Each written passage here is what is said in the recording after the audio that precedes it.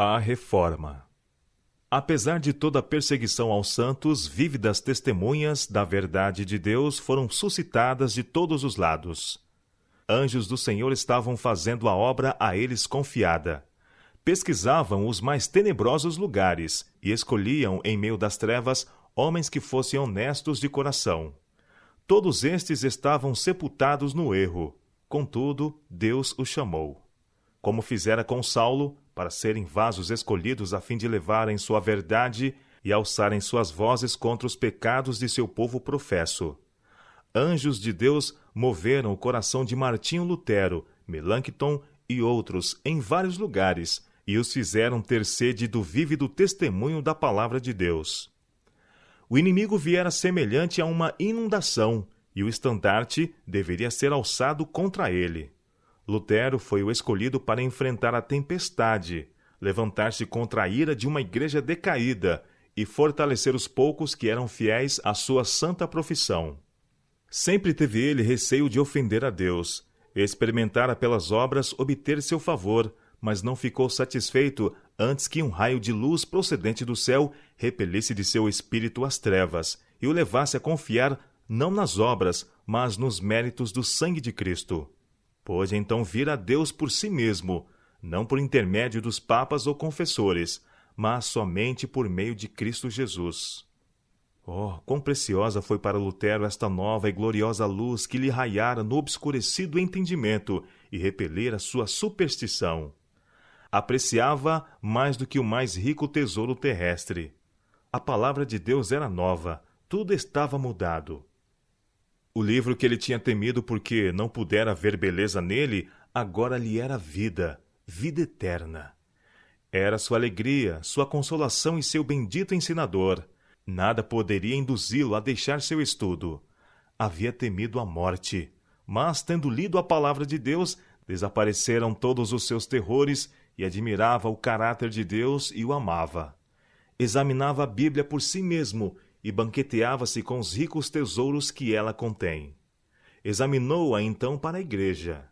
Teve aversão dos pecados daqueles em quem havia confiado para a sua salvação, e vendo muitos outros envoltos nas mesmas trevas que o cobriam, procurou ansiosamente uma oportunidade para lhe apontar o Cordeiro de Deus, que unicamente tira o pecado do mundo. Erguendo a voz contra os erros e pecados da Igreja Papal, esforçou-se com ardor para romper a cadeia de trevas que prendia milhares e os fazia confiar nas obras para a salvação.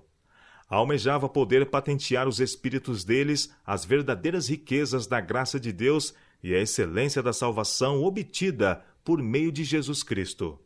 No poder do Espírito Santo, clamou contra os pecados que existiam por parte dos dirigentes da Igreja e, defrontando-se com a tempestade da oposição movida pelos padres, sua coragem não desfaleceu, pois firmemente confiou no braço forte de Deus e confiantemente esperou por ele a vitória.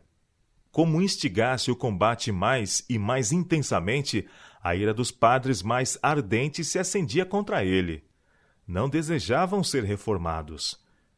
Preferiam ser deixados à vontade, em prazeres dissolutos, em impiedade, e desejavam que também a igreja fosse conservada em trevas. Vi que Lutero era ardente e zeloso, destemido e ousado para reprovar o pecado e advogar a verdade.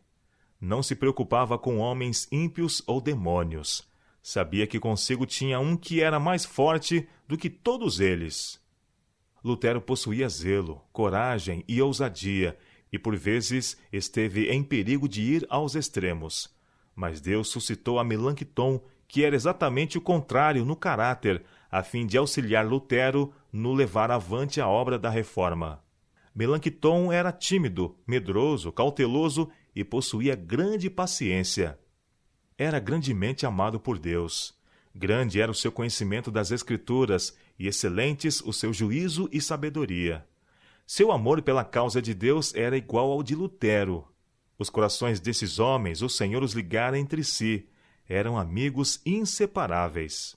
Lutero era um grande auxílio para Melanchthon quando se achava amedrontado e vagaroso, e Melanchthon, por sua vez, o era para Lutero quando em perigo de agir com demasiada rapidez. A cautela muito previdente de Melanchthon muitas vezes desviou dificuldades que teriam sobrevindo à causa, se a obra estivesse entregue unicamente a Lutero. E muitas vezes a obra não teria sido levada avante se estivera entregue a Melanchthon só. Foi-me mostrada a sabedoria de Deus em escolher esses dois homens para promover a obra da reforma.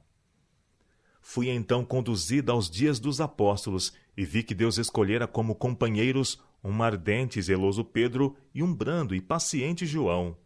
Algumas vezes Pedro era impetuoso, e não raro, quando era este o caso, o discípulo amado continha. Isto, contudo, não o reformou. Mas depois que negou ao seu Senhor, arrependeu-se, e estando convertido, tudo que ele necessitava para conter o seu ardor e zelo era o terno cuidado de João. A causa de Cristo muitas vezes teria sofrido, tivesse sido deixada a João sozinho. O zelo de Pedro era necessário. Sua ousadia e energia muitas vezes os livraram de dificuldades e silenciaram seus inimigos. João era cativante. Ganhou a muitos para a causa de Cristo por seu paciente temperamento e profunda devoção. Deus despertou homens para clamar contra os pecados presentes na Igreja Papal e promover a reforma. Satanás procurou destruir essas testemunhas vivas, mas o Senhor fez uma proteção em torno deles. Alguns, para a glória de seu nome, foi permitido selar com seu sangue o testemunho que haviam dado. Mas houve outros homens de poder, como Lutero e Melanchthon, que puderam testificar melhor, vivendo e expondo os pecados de sacerdotes, papas e reis. Estes tremeram ante a voz de Lutero e de seus colaboradores. Por intermédio desses homens escolhidos, raios de luz começaram a espancar as trevas, e muitos jubilosamente receberam a luz e andaram nela. E quando uma testemunha era morta, 2 ou mais se levantavam para ocupar-lhe o lugar. Mas Satanás não estava satisfeito. Ele podia ter poder unicamente sobre o corpo. Não podia levar os crentes a abandonarem sua fé e esperança. E mesmo na morte, eles triunfaram com brilhante esperança de imortalidade na ressurreição dos justos. Eles tiveram energia mais que mortal. Não se aventuraram a dormir por um momento sequer, mas conservaram-se cingidos com a armadura cristã, preparados para o conflito, não meramente com inimigos espirituais, mas com Satanás na forma de homem, cujo constante clamor era: abandonai vossa fé ou morrereis. Esses poucos cristãos foram fortes em Deus e mais preciosos à sua vista que a metade do mundo que leva o nome de Cristo, mas são pusilânimes em sua causa.